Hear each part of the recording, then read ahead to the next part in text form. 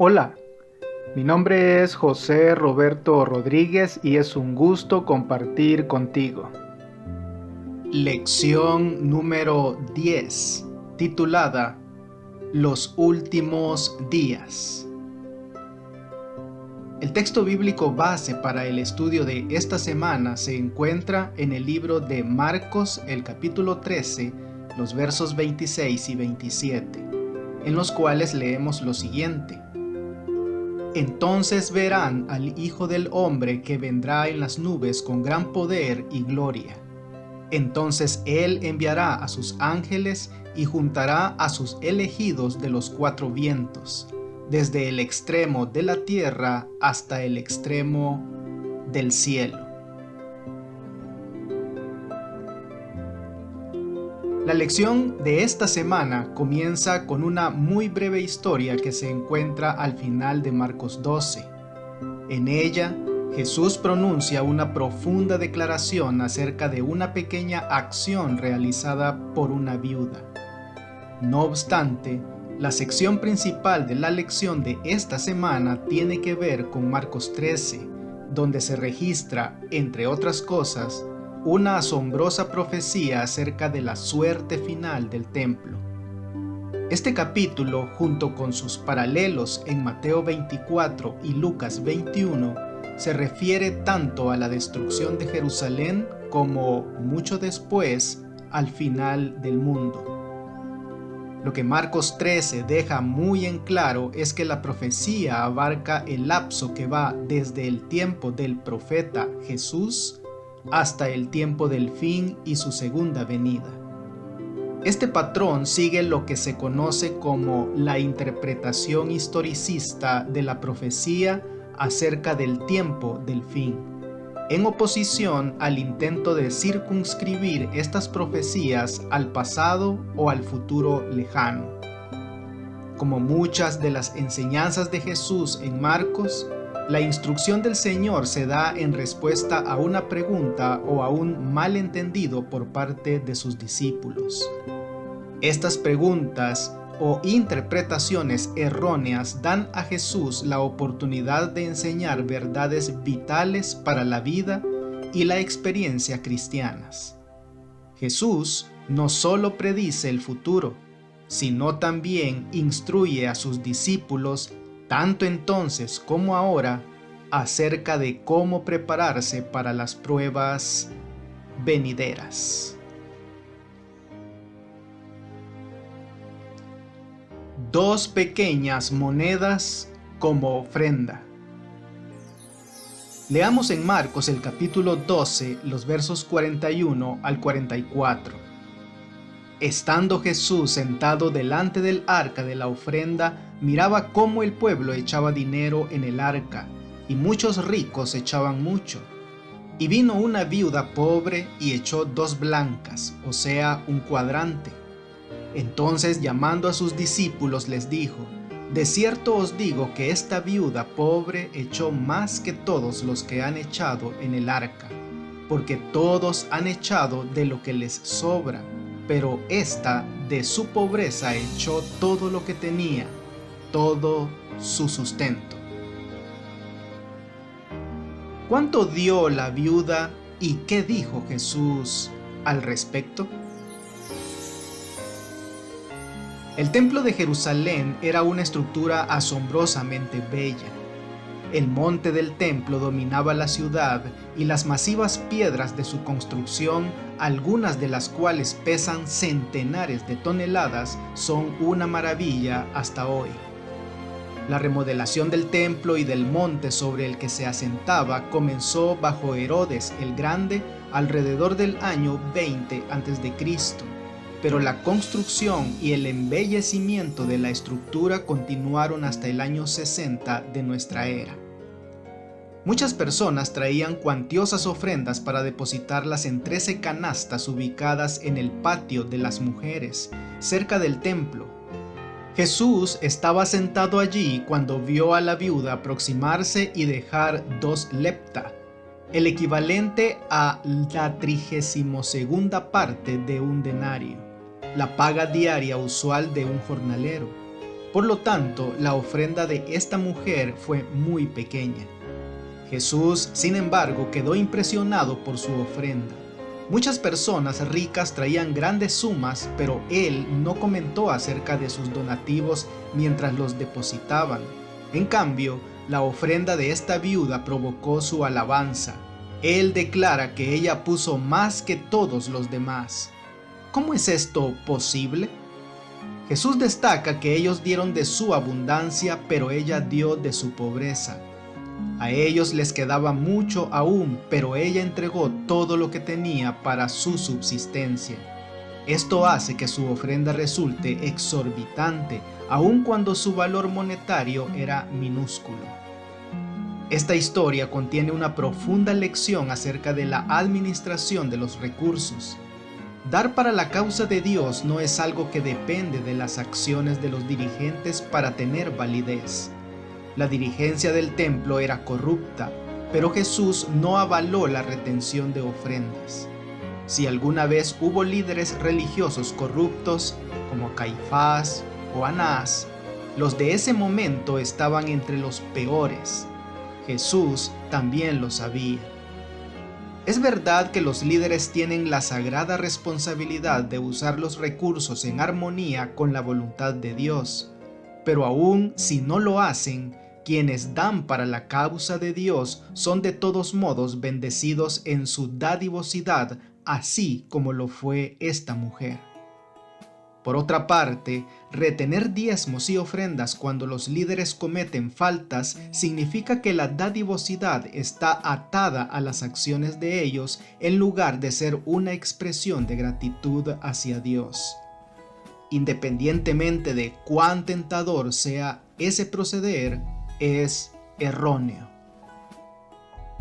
¿Qué debería enseñarnos esta historia acerca de la importancia de ser fieles en lo que damos para la causa del Señor?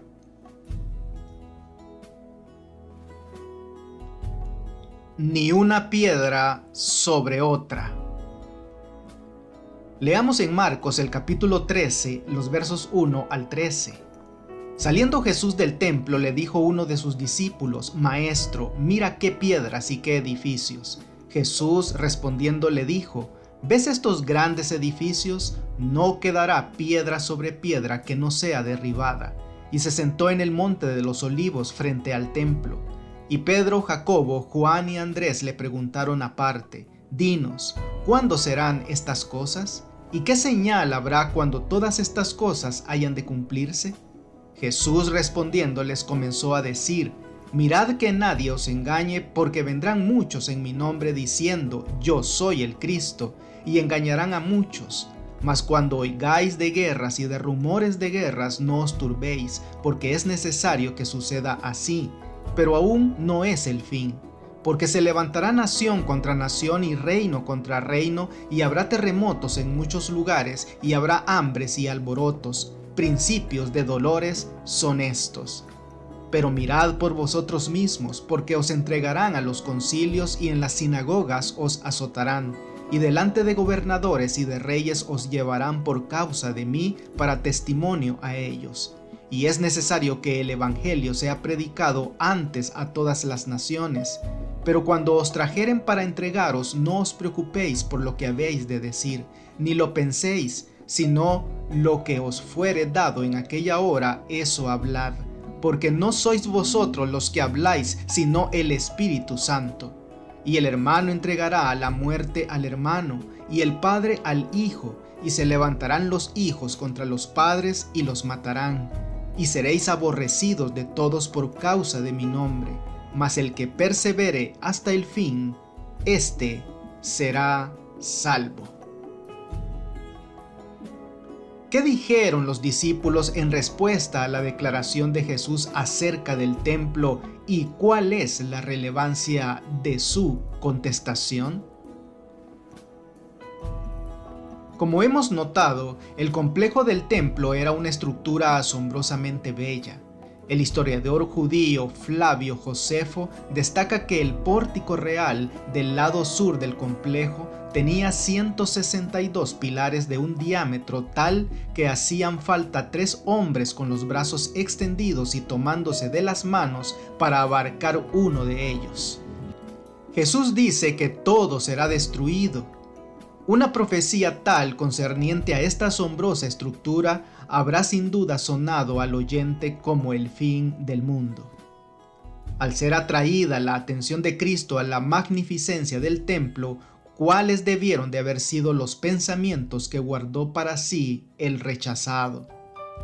El espectáculo que se le ofrecía era bello en verdad, pero dijo con tristeza: lo veo todo. Los edificios son de veras admirables. Ustedes me muestran unas murallas como aparentemente indestructibles, pero escuchen mis palabras. Llegará el día en que no será dejada aquí piedra sobre piedra que no sea destruida. Los discípulos quieren saber entonces cuándo se cumplirá la predicción que Jesús ha hecho. Por lo tanto, en Marcos 13:4, un pequeño grupo integrado por Pedro, Santiago, Juan y Andrés le pregunta acerca del momento exacto. Quieren saber cuándo sucederán todas estas cosas y cuál será la señal que indique que están a punto de ocurrir. Lo que resulta llamativo en Marcos 13:5 al 13 es que Jesús dedica la mayor parte del tiempo no a describir la caída de Jerusalén, sino a advertir a sus discípulos acerca de lo que pueden esperar mientras cumplen su ministerio de establecer la iglesia cristiana temprana. No habría de ser sencillo. En verdad, serán perseguidos, encarcelados y algunos de ellos ejecutados. Pero a lo largo de todo ello, Jesús indica que aún no sería el tiempo. No deben dejarse engañar por los eventos tumultuosos. Además, el Espíritu Santo les dará las palabras para hablar en el momento oportuno, aun cuando la familia y los amigos los abandonen. Lo que podemos aprender de estas palabras introductorias en la profecía de Jesús es que el pueblo de Dios no debe temer el tumulto y la prueba. Debe ser vigilante, pues el Espíritu de Dios lo conducirá a través de la tribulación. ¿Cuál ha sido tu propia experiencia con las pruebas que sobrevienen como consecuencia de seguir a Jesús? Si no has tenido ninguna, podrías tal vez necesitar preguntarte si estás verdaderamente siguiéndolo. La abominación asoladora. Leamos en Marcos el capítulo 13, los versos 14 al 18. Pero cuando veáis la abominación desoladora de que habló el profeta Daniel, puesta donde no debe estar, el que lee entienda, entonces los que estén en Judea huyan a los montes. El que esté en la azotea no descienda a la casa ni entre para tomar algo de su casa, y el que esté en el campo no vuelva atrás a tomar su capa. Mas ay de las que estén encintas y de las que críen en aquellos días. Orad pues que vuestra huida no sea en invierno. ¿Qué clave da Jesús para entender qué es la abominación desoladora? Jesús llega al punto central acerca de la caída de Jerusalén en Marcos 13:14. Se refiere allí a la abominación desoladora. El Señor dice que el lector debería ser capaz de entender. Con estas palabras está llevando la atención de los discípulos al libro de Daniel. Esta terminología aparece en Daniel 9:27, 11:31 y 12:11, con un paralelo en Daniel 8:13. Leamos Daniel, el capítulo 9, los versos 26 y 27. Y después de las 62 semanas se quitará la vida al Mesías, mas no por sí, y el pueblo de un príncipe que ha de venir destruirá la ciudad y el santuario. Y su fin será con inundación, y hasta el fin de la guerra durarán las devastaciones. y por otra semana confirmará el pacto con muchos. A la mitad de la semana hará cesar el sacrificio y la ofrenda. Después, con la muchedumbre de las abominaciones, vendrá el desolador, hasta que venga la consumación y lo que está determinado se derrame sobre el desolador. ¿Quién es el príncipe que ha de venir?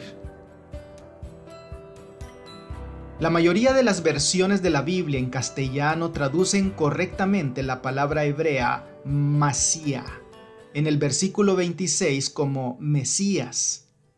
De un estudio cuidadoso de Daniel 9, 24 al 27 resulta claro que la palabra se refiere a la venida de Jesucristo. Pero, ¿quién es el príncipe que ha de venir, que acarrea la desolación de la ciudad de Jerusalén? La ciudad fue destruida por el general romano Tito.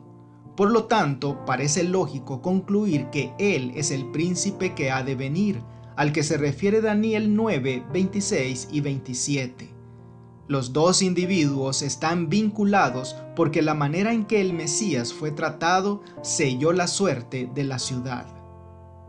¿En qué consiste la abominación desoladora que Jesús citó de Daniel? Desafortunadamente, muchos eruditos creen que esta abominación se refiere a la profanación del templo por parte del rey griego Antíoco Epífanes en el siglo II a.C., pero esa interpretación es errónea. Jesús describe la abominación asoladora como algo que ocurriría después de su propio tiempo. Por lo tanto, difícilmente podía referirse a algo sucedido 2 siglos antes del ministerio terrenal de Cristo.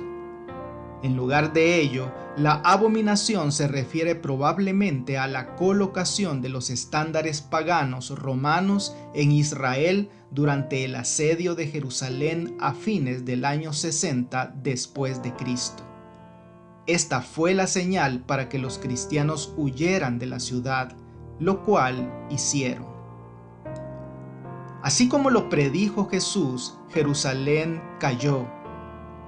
¿Cómo podemos aprender a confiar en Él y en todas las predicciones de la Biblia?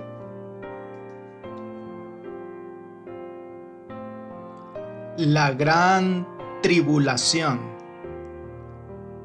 Leamos en Marcos el capítulo 13, verso 19. Porque aquellos días serán de tribulación cual nunca ha habido desde el principio de la creación que Dios creó hasta este tiempo, ni la habrá. ¿A qué se refiere este versículo? Marcos 13, 14 se refiere a la abominación asoladora y es el eje alrededor del cual gira el capítulo. Marcos 13, 19 marca también un punto de transición y se refiere a una gran tribulación sin precedentes desde la creación del mundo. Esto presagia una persecución más intensa que la ocurrida en ocasión de la caída de Jerusalén. Marcos 13, 19 cambia también al tiempo verbal futuro, señalando así hacia eventos cronológicamente distantes respecto de la época de Jesús. Así como Marcos 13, 14 refleja la profecía de Daniel 9, la gran persecución descrita aquí en Marcos 13, versos 19 al 23, se hace eco de las profecías de Daniel 7 y 8, donde el poder representado por el cuerno pequeño persigue al pueblo de Dios durante tiempo, 2 tiempos y medio tiempo. Este período profético de 1260 días equivale a 1260 años literales y se extendió desde el año 538 después de Cristo hasta el año 1798 después de Cristo. En 1798, Napoleón envió a su general para encarcelar al Papa. Durante este período de 1260 años, el poder simbolizado por el cuerno pequeño persiguió y mató a quienes no estaban de acuerdo con su sistema de gobierno eclesiástico. Leamos en Marcos el capítulo 13, los versos 20 al 23. Y si el Señor no hubiese acortado aquellos días, nadie sería salvo, mas por causa de los escogidos que Él escogió, acortó aquellos días. Entonces, si alguno os dijere, mirad, aquí está el Cristo, o mirad, allí está, no le creáis. Porque se levantarán falsos cristos y falsos profetas, y harán señales y prodigios, para engañar, si fuese posible, aún a los escogidos. Mas vosotros mirad, os lo he dicho todo antes. ¿Qué esperanza ofrece Dios a su pueblo durante el tiempo de persecución y qué advertencia le hace al final? Marcos 13:20 habla de un acortamiento de la persecución por causa del pueblo de Dios. Históricamente, los fuegos de la persecución se atenuaron tras el surgimiento de la Reforma Protestante y se acortó así el tiempo de aflicción. A medida que el poder del cuerno pequeño decrecía, más personas se unían a las reformas.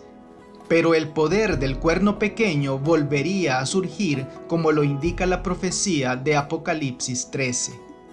En Marcos 13, 21 al 23, Jesús previene acerca de otro peligro, el de los falsos profetas y cristos, los cuales surgirán antes de que Él regrese.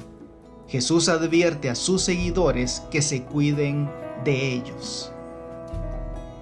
Cuando Jesús advirtió sobre los falsos cristos, su movimiento había recién comenzado. Sin embargo, fue capaz entonces de hacer una predicción tan asombrosa que se ha hecho realidad. Aún hoy hay personas que afirman ser Jesús. ¿Cómo debería el cumplimiento de esta predicción aumentar nuestra confianza en la palabra de Dios? La venida del Hijo del Hombre. Leamos en Marcos el capítulo 13, los versos 24 al 32.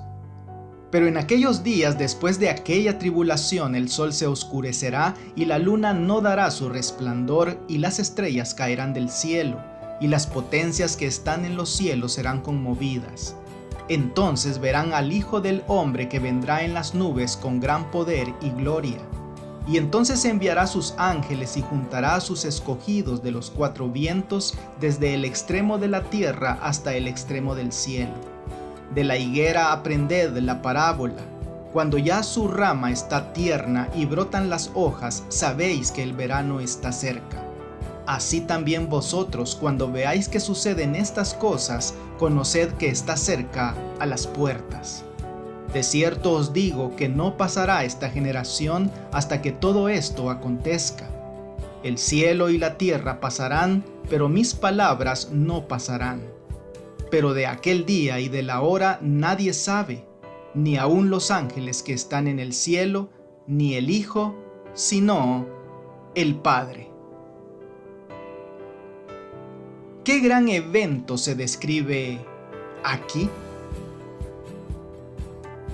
Este evento no es otro que el regreso de Cristo en gloria, precedido por señales en el sol, la luna y las estrellas. El Nuevo Testamento está lleno de profecías que apuntan hacia este maravilloso evento. El apóstol Pablo lo describe en detalle en 1 de Tesalonicenses 4, versos 13 al 18, donde dice que quienes han muerto en Cristo serán traídos nuevamente a la vida y llevados junto con los santos vivientes para encontrarse con Cristo en el aire. En 1 de Corintios capítulo 15, el apóstol habla en detalle acerca de la realidad de la resurrección de los muertos, lo que ocurre en ocasión del regreso de Cristo. Pedro describe también ese gran día en 2 de Pedro 3, versos 3 al 13. Allí explica que el Señor no retarda su promesa, sino que quiere que todos se arrepientan. Apocalipsis también contiene vívidas descripciones del retorno de Cristo. El Nuevo Testamento enseña consistentemente que el retorno de Cristo será personal, literal, visible y audible. todos lo verán cuando venga. Sin embargo, ¿a qué se refería Jesús cuando usó las expresiones esta generación, ese día y esa hora? Estas palabras han preocupado a muchos porque obviamente la generación a la que habló Jesús ha muerto hace mucho.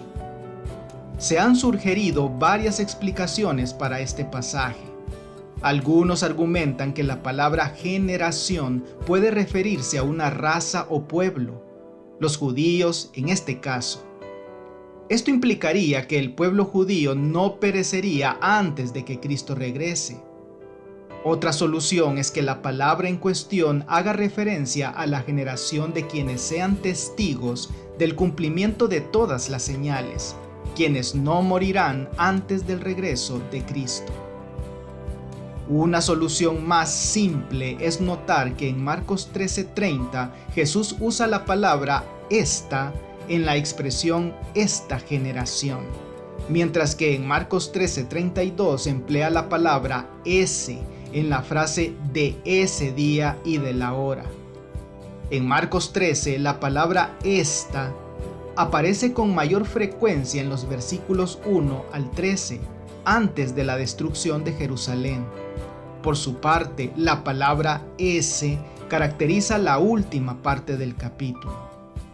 Por lo tanto, lo más probable es que esta generación se refiera a la generación que vivía en el siglo I, quienes fueron testigos de la destrucción de Jerusalén, como lo describe Marcos 13:30. No obstante, Marcos 13:32 se refiere en cambio a la segunda venida de Cristo, lo que está aún en el futuro y distaba del primer siglo. En consecuencia, Marcos 13:32 utiliza la expresión ese día para referirse a eventos distantes en el tiempo respecto del primer siglo.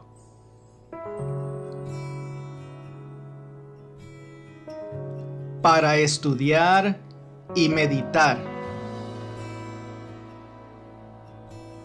Muchas cosas perturbadoras están ocurriendo en el mundo. La gente está realmente atemorizada ante lo que se está desarrollando. ¿Cómo podemos los adventistas del séptimo día, desde el punto de observación ventajoso de la profecía, usar lo que está ocurriendo para llamar la atención de las personas hacia la esperanza que tenemos en Jesús y hacia la promesa de su segunda venida? Por cuanto no sabemos la hora exacta de su venida, se nos ordena que velemos. Bienaventurados aquellos siervos a los cuales cuando el Señor viniere hallare velando. Los que velan esperando la venida de su Señor no aguardan en ociosa expectativa. La espera de la venida de Cristo debe inducir a los hombres a temer al Señor y sus juicios sobre los transgresores. Les ha de hacer sentir cuán grande pecado es rechazar sus ofrecimientos de misericordia. Los que aguardan al Señor purifican sus almas obedeciendo la verdad. Con la vigilancia combinan el trabajo ferviente. Por cuanto saben que el Señor está a las puertas, su celo se vivifica para cooperar con los seres divinos y trabajar para la salvación de las almas. Estos son los siervos fieles y prudentes que dan a la familia del Señor a su tiempo su ración. Declaran la verdad que tiene aplicación especial a su tiempo. Como Enoc, Noé, Abraham y Moisés declararon cada uno la verdad para su tiempo, así también los siervos de Cristo dan ahora la amonestación especial para su generación. Y ahora, algunas preguntas para dialogar.